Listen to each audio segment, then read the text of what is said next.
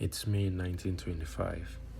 A conman walks into a luxury hotel and sells France's most famous landmark for scrap metal. The twist?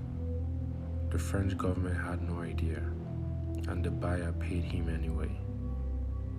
His name was Victor Lustig, and this wasn't even his most audacious scam. But to understand how he did it, you need to know one thing about Paris in the 1920s. The Eiffel Tower was falling apart. Built for the 1889 World's Fair, it was only supposed to stand for 20 years. By 1925, it was a rusted eyesore newspapers called a metal asparagus. The city couldn't afford to maintain it, and most Parisians wanted it demolished. Victor Lustig read those headlines and saw opportunity. He wasn't a government official. He was a Czech con artist with a criminal record across 3 countries and a genius level IQ. Before Paris, he had conned millionaires with fake money printing machines. He'd posed as royalty, a banker, a count. He had 47 aliases and 0 shame. But the Eiffel Tower, that will be his masterpiece. And here's how he did it. Step 1.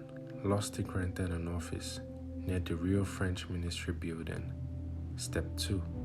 He forged government letterheads. Step 3. He sent confidential letters to 5 scrap metal dealers in Paris, inviting them to a secret government meeting about the Eiffel Tower demolition contract. The letter explained that due to maintenance costs, the government was quietly dismantling the tower and selling it for scrap. 7,000 tons of iron, millions in profit. 4 dealers were skeptical, but one, André Poisson, was perfect. See, Poisson was new money, a scrap dealer desperate to break into Paris high society. He was insecure, ambitious, and had been snubbed by elites all his career. A chance to work with the government on a historic project? He didn't just want this contract. He needed it, and Lustig knew that. Poisson marked the meeting date like it was his last chance at salvation. The meeting was held at the Hôtel de Crillon, one of the most prestigious addresses in Paris. Lustig had rented the room for one afternoon, but to Poisson, this was the government. Lustig, posing as the Deputy Director General, gave a flawless performance. He explained the demolition timeline, the logistics, the bidding process. He even showed them the government blueprints, and they believed every word. Behind the performance, a predator selecting his prey. Then came the masterstroke. He took them to the tower itself. They walked the grounds, touched the iron. Lustig pointed out the rust damage, the maintenance nightmares, making it all feel real. For Poisson, this wasn't just business. This was touching history. And then Lustig pulled him aside.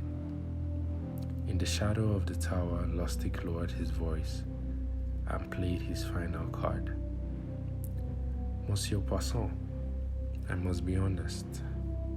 My government salary is modest.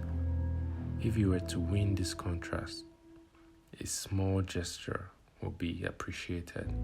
And just like that, Poisson was convinced. See, Lustig knew. A government official asking for a bribe, that's normal in 1920s France. If he had been too professional, Poisson might have been suspicious, but a corrupt bureaucrat, that felt authentic. The bribe was paid, the trap was set. 1 week later, at the Banque de France, Poisson handed 250,000 francs, roughly $1 million today. The check was signed, the deal was done. Lustig thanked him, promised the demolition would begin shortly, and walked out the door. No hurry, no panic. He simply took the next train out of France with one small bag and a fortune in his pocket. While Lustig celebrated in first class, Poisson waited at the tower demolition site and waited and waited and waited. No workers came, no demolition began, because there was never a demolition. When Poisson realized he had been scammed, he was too embarrassed to tell the police. Think about it. I tried to bribe a government official and got conned. He'd be ruined. So he said nothing. No police report, no scandal, no headlines. Lustig had committed the perfect crime. 6 months later, in a Vienna cafe, Lustig read the French papers and realized he had gotten away with it. And that's when he had the most audacious thought of his career. He did it again.